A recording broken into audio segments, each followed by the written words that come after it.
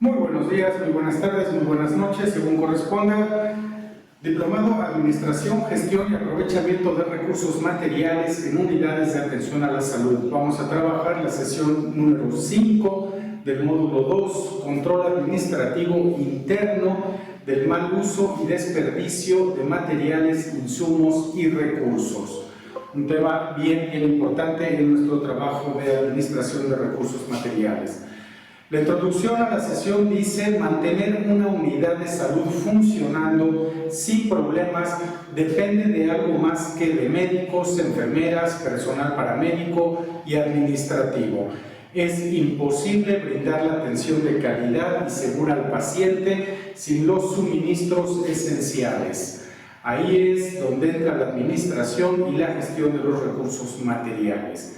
En la atención médica, en todos los niveles públicos o privados, la administración de los materiales tiene como principal objetivo garantizar que la unidad esté debidamente abastecida con los productos y equipos adecuados y necesarios para brindar el servicio, por lo que el mal uso, el desperdicio y las pérdidas es un aspecto importantísimo de la administración de estos recursos.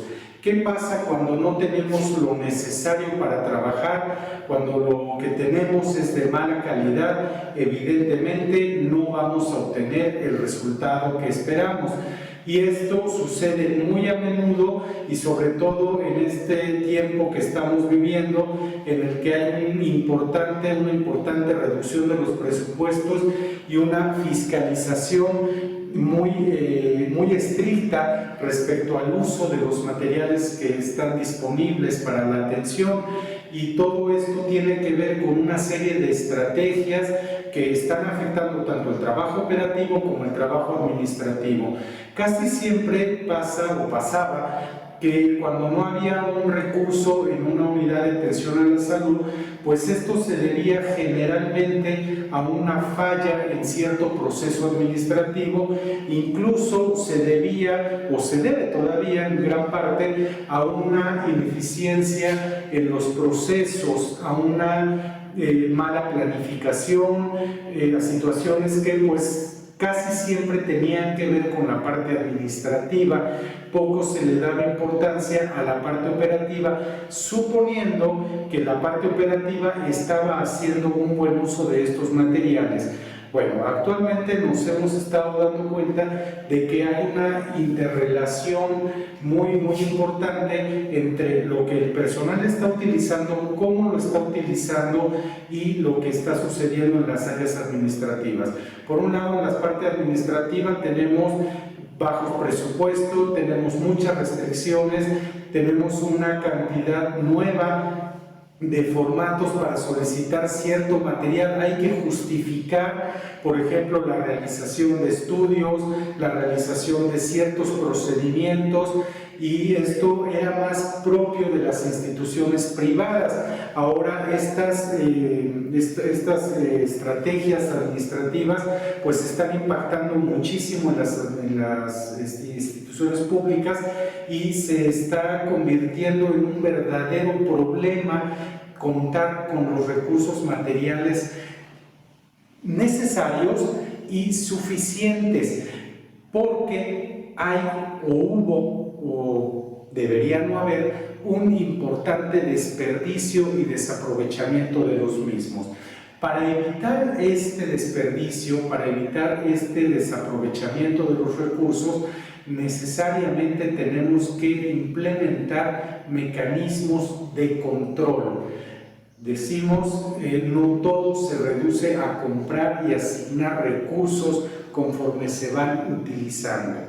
Detrás de un producto en la unidad hay toda una estructura que vigila, controla y regula su uso, y esa estructura es cada vez más grande, es mucho más importante, y el trabajo cambió de recibir las solicitudes de material, gestionar esas solicitudes de material, a solicitar primero que nada una justificación de por qué, para qué se requiere el material, y una muy estrecha vigilancia del uso que efectivamente se le está dando a cada recurso y en qué tanto está beneficiando ese recurso al paciente. A esta estructura creciente le vamos a llamar control interno, que se entiende como un mecanismo para asegurar que las organizaciones logren el cumplimiento de sus objetivos ante un conjunto de condiciones adversas o potencialmente negativas. Para que nosotros podamos tener un adecuado control interno, necesitamos personal debidamente capacitado en la administración de recursos materiales y además se tiene que contar con ciertas habilidades, que es las que estamos formando en estos estudios. Primero, trabajar en la gestión de recursos materiales requiere que la persona posea buenas habilidades de comunicación para transmitir de manera efectiva la información proveniente de los servicios y dirigida a los proveedores y al cuerpo de gobierno de la unidad. Necesitamos habilidades muy específicas de comunicación, pasar la información del punto A al punto B sin pérdida, sin ningún tipo de agregado, sin impresiones personales y sobre todo en total transparencia. Que todo lo que se esté solicitando esté realmente justificado y esto también va a ayudar a que el proceso administrativo sea mucho más rápido. Cuando no existen estas justificaciones, cuando no se acredita la verdadera necesidad de ciertos recursos, de ciertos materiales, pues muy difícilmente vamos a adquirirlos porque resultaron ser más de tipo cómodo o más del tipo que tenía que ver con relaciones que se tenían con los proveedores, que llegaba el proveedor, es obvio, todo proveedor lo que necesita es vender sus productos, pero resulta que ese producto pues no es el más adecuado, no es el más económico, no es el más benéfico y por eso es que se implementan y se recrudecen todos estos mecanismos de control interno para los cuales, vuelvo a lo mismo, necesitamos personal preparado y con estas habilidades primero de comunicación. Después, necesitamos habilidades de negociación que son muy importantes para que los jefes de servicio, los jefes de sección resuelvan en términos razonables las necesidades derivadas de la contratación de los contratos con los proveedores, de la situación ventajosa para la institución y benéfica para el proveedor. Necesitamos políticas administrativas, gestión administrativa siempre fundamentada en ganar, ganar. No se trata de exprimir al proveedor lo más que se puede porque lo único que vamos a obtener son malos resultados y tampoco se trata de castigar a los servicios operativos, de reducir al grado, racionalizar al grado el recurso material que sea muy difícil, si no imposible, completar la atención. Entonces, aprender a negociar, aprender a mediar entre lo realmente necesario y lo que el proveedor puede ofrecer, un ganar-ganar de ambas partes, es una de nuestras habilidades más importantes.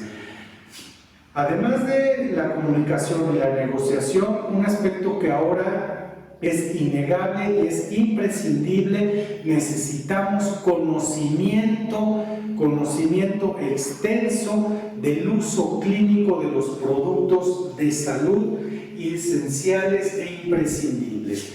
No basta que el administrador de recursos materiales compre los productos que se solicitan por las áreas clínicas.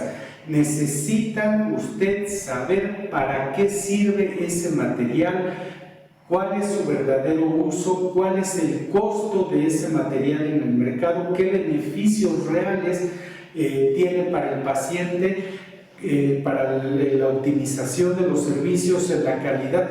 O sea, antes nada más se recibían las listas de los materiales, se tomaban los costos de los mismos y se podían solicitar o no de acuerdo a los presupuestos. Ahora necesitamos estar más inmersos en este trabajo, saber exactamente para qué y qué beneficios produce a la institución ese material específico, y entonces sí poder empezar la gestión. Hay que prepararse mucho, saber de ciertos productos, investigar. Afortunadamente ahora tenemos canales de información muy abiertos y muy accesibles. Ya la mayoría de estos productos, los más nuevos y los que se utilizan tradicionalmente, pues tienen las características disponibles a través de internet. Entonces esto nos facilita mucho nuestro trabajo de gestión de los recursos, porque podemos saber exactamente por qué y para qué se están utilizando, lo cual evidentemente va a beneficiar no solo al servicio administrativo, también al servicio operativo y por supuesto al paciente. Finalmente también se requieren habilidades de resolución de problemas, obviamente de liderazgo de equipo y de organización y de planeación. Todas estas que además, bueno, son parte de las habilidades administrativas, por lo que ya nada más en el caso específico de los recursos materiales, pues hay que aplicarlas, aunque ya las estamos desarrollando. Todo esto tiene que ver, los recursos materiales, con las figuras de autoridad en las instituciones de atención a la salud. Acuérdense que las instituciones de salud funcionan a un nivel jerárquico un tanto diferente que una empresa privada de otro giro comercial o de otro giro de servicios.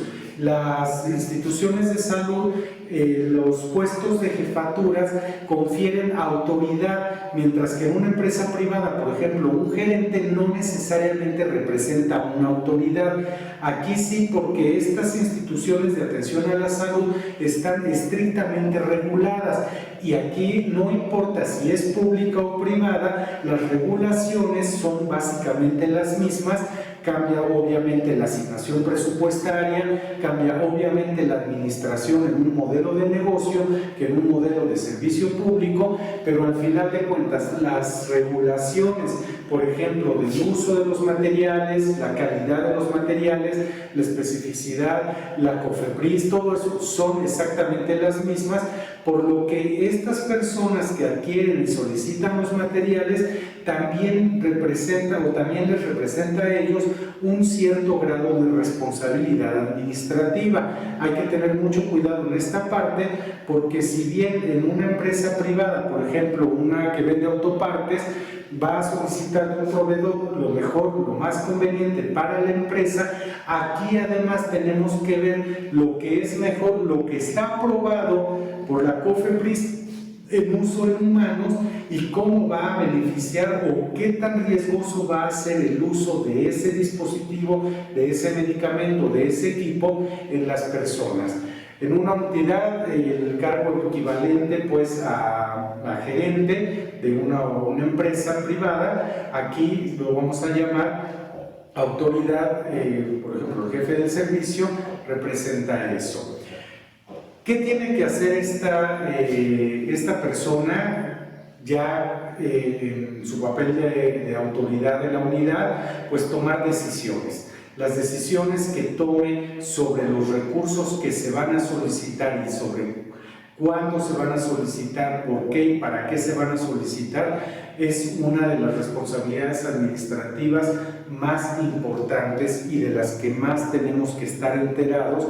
¿Qué pasa si yo solicito un material que no está debidamente aprobado por la COFEPRIS? ¿En qué responsabilidades estoy cayendo? ¿Y qué es lo que puede pasar no solamente a nivel laboral, también a nivel personal? Esas cosas se deben preguntar. Que el proveedor está importando ciertos materiales, insumos, ciertos dispositivos médicos de China, pero que estos no están debidamente acreditados por las normas oficiales mexicanas, también va a haber una responsabilidad administrativa y más grave aún, incluso podríamos incurrir en la comisión de un delito o ser directamente o indirectamente responsables de alguna muerte o algún daño permanente a un paciente porque estamos comprando o adquiriendo o solicitando productos, insumos, medicamentos que no están debidamente reconocidos o debidamente registrados por las autoridades sanitarias.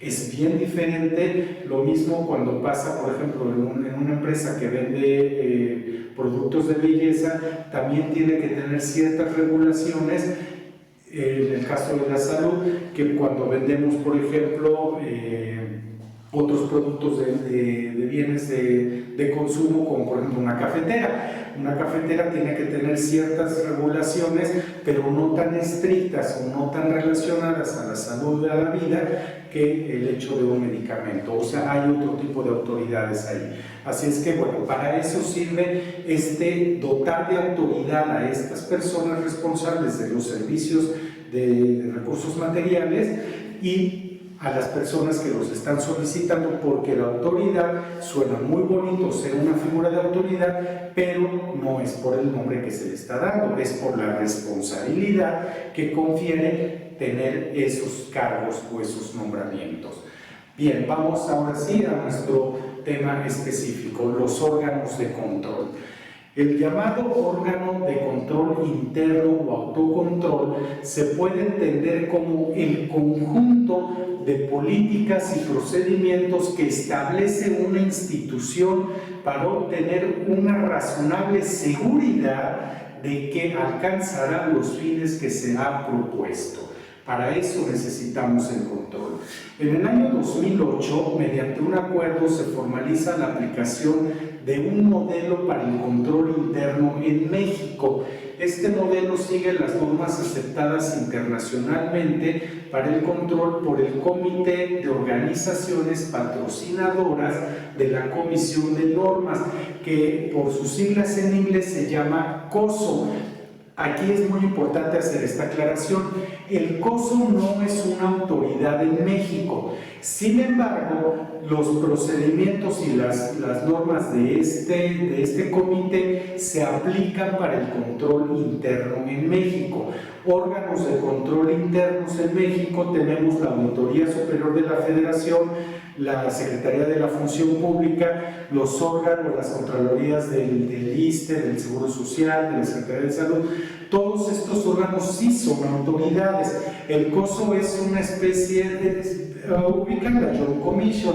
La Joint Commission no es propiamente una autoridad en México. La autoridad en México para los fines que tiene la Joint Commission sería el Consejo General de Salubridad, que se apega a los requisitos de certificación de la Joint Commission. Entonces hay una diferencia entre tener una serie de normativas internacionales a ser una autoridad en México. En el caso del control interno, el COSO no es una autoridad, pero sí es un indicador de cómo se lleva a cabo el control interno. Por medio de esta comisión se establecen los mecanismos para revisar el eficaz y eficiente funcionamiento de la planeación, la organización y la ejecución en el manejo de los recursos materiales. En cuanto comprende la evaluación, quienes lo llevan a cabo tienen opiniones sobre cómo se está llevando a cabo la administración y la gestión de estos recursos. El control interno, así pues en su conjunto, es definido como un proceso efectuado por el conjunto de directivos, gestores y otro personal designado para proveer seguridad razonable respecto al logro de los objetivos correspondientes en tres categorías. Primero, efectividad y eficiencia de las operaciones. Es lo más importante. Segundo, confiabilidad de los reportes financieros que se están generando. Acuérdense, el hecho de que estemos trabajando en una institución pública no quiere decir que no se generen reportes financieros.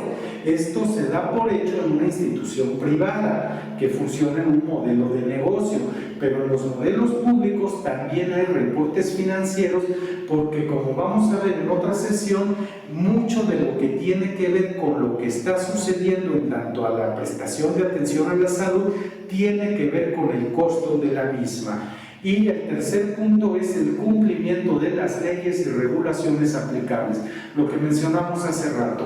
El hecho de que yo esté consiguiendo un dispositivo chino a un mejor costo no quiere decir necesariamente que esté debidamente regulado en México, o el hecho de que se puede importar de China hacia México tampoco significa que ha pasado por los controles que se establecen en México para el uso de ciertos dispositivos. Entonces yo puedo buscar en internet, por ejemplo, un equipo de ultrasonido, y puedo encontrar que en México hay empresas así medio de dudosa categoría, solo equipos médicos, y esas empresas así medio de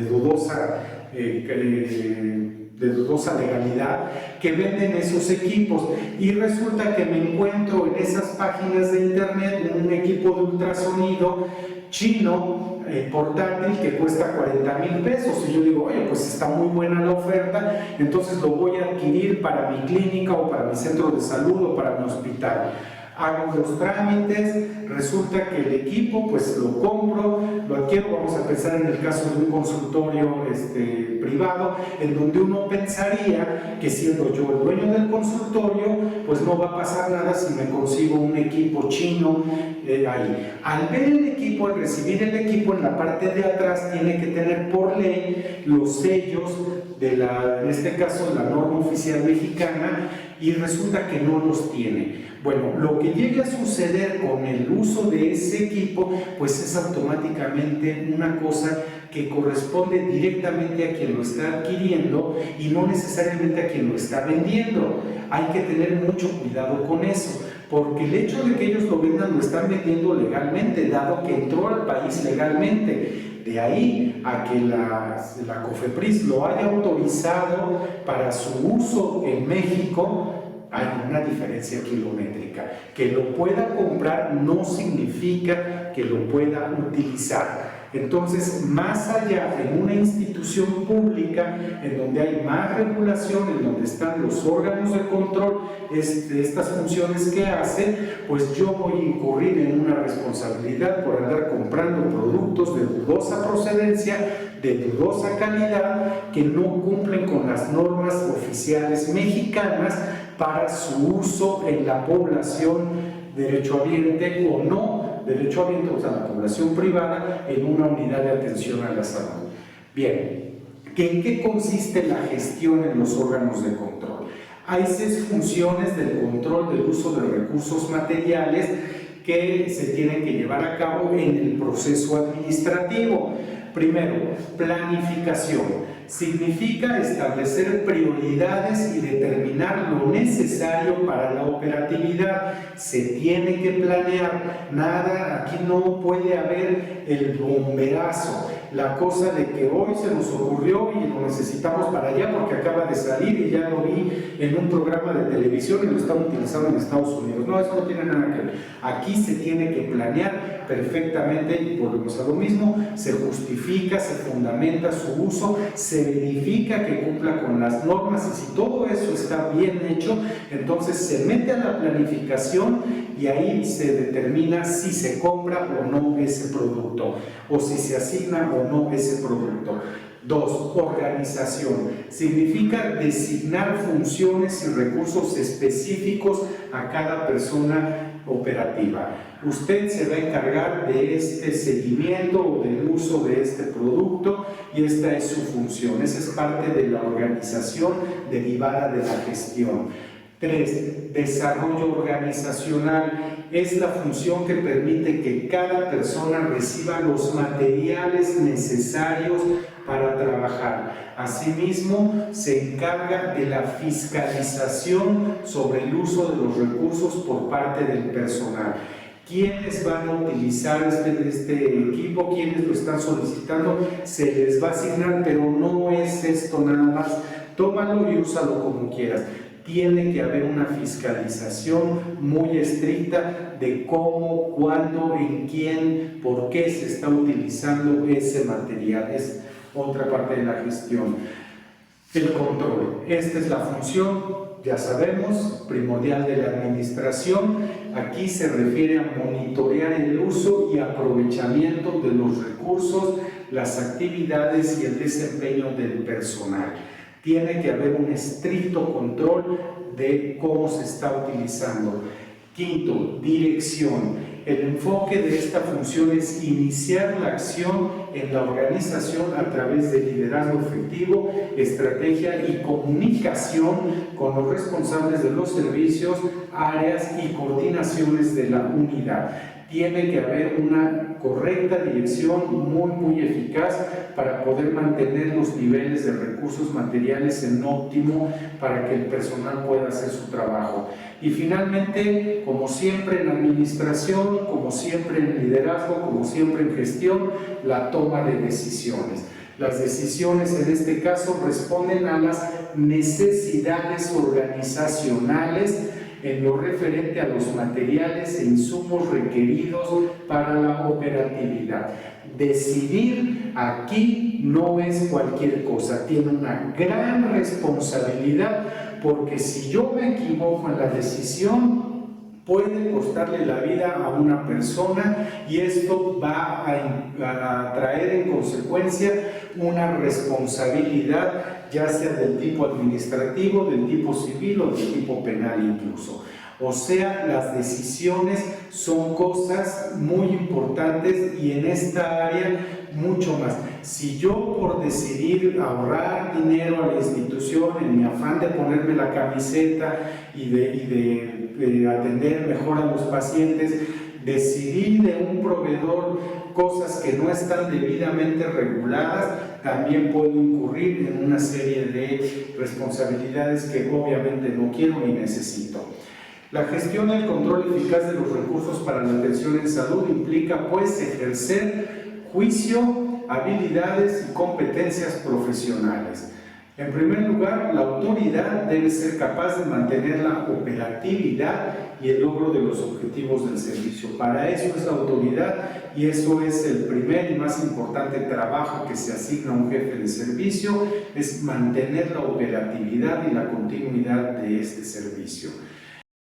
Y posteriormente tenemos otro enfoque que es la administración de la unidad. La administración tiene todo que ver con cómo funcionan las unidades de atención. Necesitamos que la estructura administrativa esté debidamente integrada a la operatividad del servicio para que sea coherente. Cuando la administración está en otra cosa, en otro tenor de situaciones que no tienen nada que ver con lo que hacemos en la institución, hay un quiebre necesario. Necesitamos que la administración y la operatividad sean simbióticas, que las necesidades operativas estén debidamente tomadas en cuenta, debidamente sustentadas por las actividades administrativas y viceversa, que todas las políticas administrativas estén debidamente sustentadas en las actividades operativas. Así pues, el control de los recursos materiales pues no es una cosa tan sencilla como parece. Hay un muy alto grado de responsabilidad, hay muchas cosas que ver antes de decidir comprar o no comprar un material. Como personal operativo también hay que generar una cultura de especificar bien cuál es el material que se requiere, para qué y por qué se requiere, y lo más importante, en qué va a beneficiar tanto al servicio, a la institución y más importante al paciente. Bien, pues como conclusión podemos decir que el trabajo administrativo en la gestión y administración de recursos materiales es mucho más complicado de lo que parece a primera vista.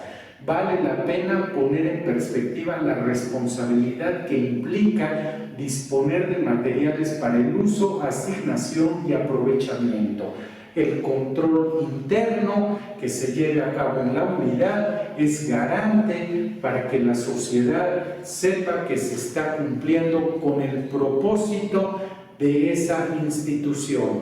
¿Cómo vamos a garantizar la atención? ¿Cómo vamos a garantizar que cada persona reciba lo que tiene que recibir de un servicio de salud público y privado? Siempre a través de la función más elevada de la administración, que es el control, y en este caso el control interno del aprovechamiento de los recursos que tenemos para llevar a cabo nuestro trabajo. Pues espero que este video sea de utilidad, les agradezco mucho la atención.